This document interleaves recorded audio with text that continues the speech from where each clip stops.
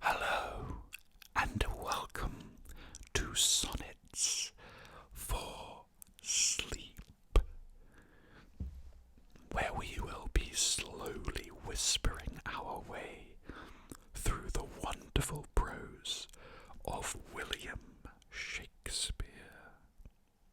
So sit back, relax, close your eyes and enjoy Sonnets 111 through to 120. Sonnet 111.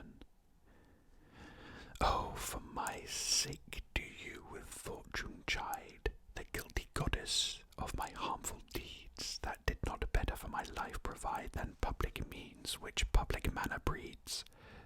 Thence comes it that my name receives a brand, and almost thence my nature is subdued to what it works in like the dyer's hand.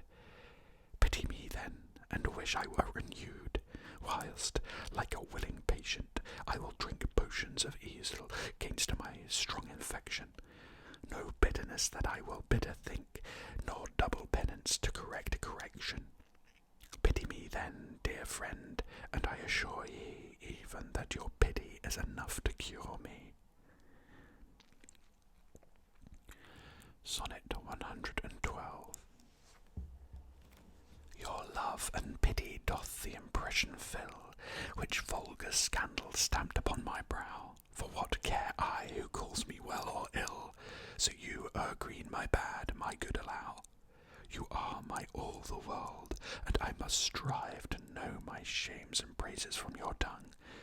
None else to me, nor I to none alive, that my steeled sense of changes right or wrong.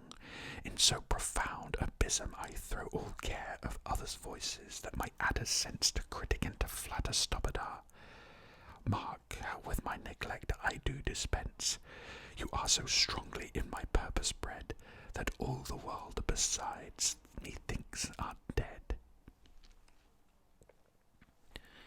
Sonnet 113. Since I left you, mine eye is in my mind, and that which governs me to go about doth part his function and is partly blind, seems seeing, but effectually is out. For it no form delivers to the heart of bird, of flower, of shape, which it doth latch. Of its quick objects hath the mind no part, nor his own vision holds what it doth catch. For if it see the ruddest or gentlest sight, the most sweet favour of the formest creature, the mountain or the sea, the day or night, the crow or dove, it shapes them to your feature. Incapable of more, replete with you, my most true mind thus maketh mine eye untrue. Sonnet 114. Or whether doth my mind, being crowned with you, drink up the monarch's plague, this flattery? Or whether shall I say mine eye saith true, and that your love taught it this alchemy, to make of monsters and things into jest, such cherubins as your sweet self resemble, creating every bad a perfect best, as fast as objects to his beams assemble? Oh, 'tis the first, 'tis flattery in my seeing, and my great mind most keenly drinks it up.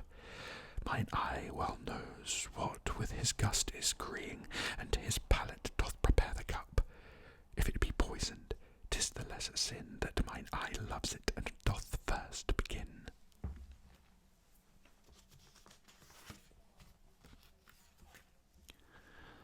Sonnet 115.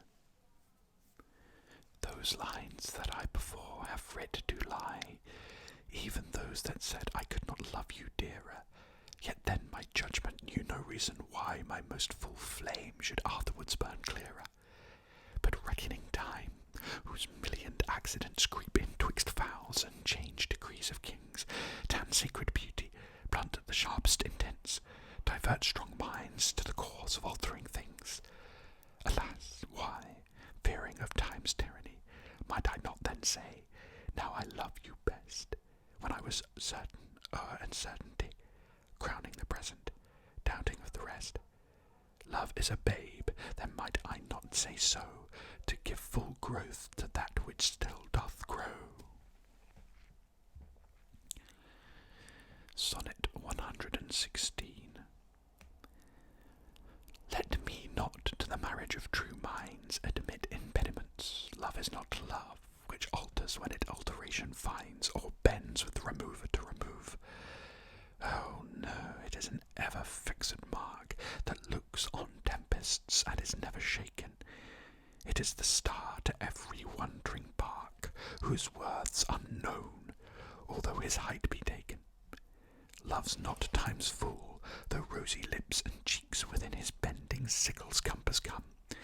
Love alters not with his brief hours and weeks, but bears it out even to the edge of doom. If this be error and upon me proved, I never read, nor no man ever loved. Sonnet 117. Accuse me thus, that I have scanted all, wherein I should your great deserts repay. Forgot upon your dearest love to call, whereto all bonds do tie me day by day, that I have frequent been with unknown minds, and given time your own dear purchased right, that I have hoisted sail to all the winds which should transport me farthest from your sight. Book both my wilfulness and errors down, and on just proof surmise accumulate. Bring me within the level of your frown, but shoot not at me in your wakened hate, since my appeal says I did strive to prove the constancy and virtue of your love. Sonnet 118. Like as to make our appetites more keen, with eager compounds we our palate urge, as to prevent our maladies unseen, we sicken to shun sickness when we purge. Even so, being full of your ne'er cloying sweetness, to bitter sources did I frame my feeding, and sick of welfare found a kind of meetness to be deceased ere that there was true needing. Thus policy in love, to anticipate the ills that were not, grew to faults assured, and brought to medicine a healthful state, which rank of goodness would by ill be cured. But thence I learn and find that the lesson true, drugs poison him that so fell sake of you.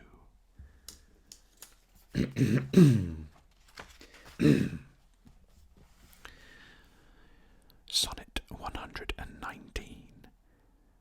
What potions have I drunk of siren tears, distilled from limbecks foul as hell within, applying fears to hopes and hopes to fears, still losing when I saw myself to win? What wretched errors hath my heart committed, whilst it hath thought itself so blessed never? How have mine eyes out of their spheres been fitted in the distraction of this madding fever? O benefit of ill, now I find true that better is by evil still made better, and ruined love, when it is built anew, grows fairer than at first, more strong, far greater. So I returned rebuke to my content, and gained by ills thrice more than I have spent. Sonnet 120. That you were once unkind befriends me now, and for that sorrow which I then did feel, needs must I under my transgressions bow, unless my nerves were brass or hammered steel. For if you were by my unkindness shaken, as I by yours, ye have passed a hell of time, and I, a tyrant, have no leisure taken to weigh how I once suffered in your crime. Oh, that our night of woe might have been remembered, but my deepest sense how hard true sorrow hits, and soon to you, as you to me then, tendereth the humble salve which wounded bosom fits. But that your trespass now becomes a fee, mine ransoms yours, and yours must ransom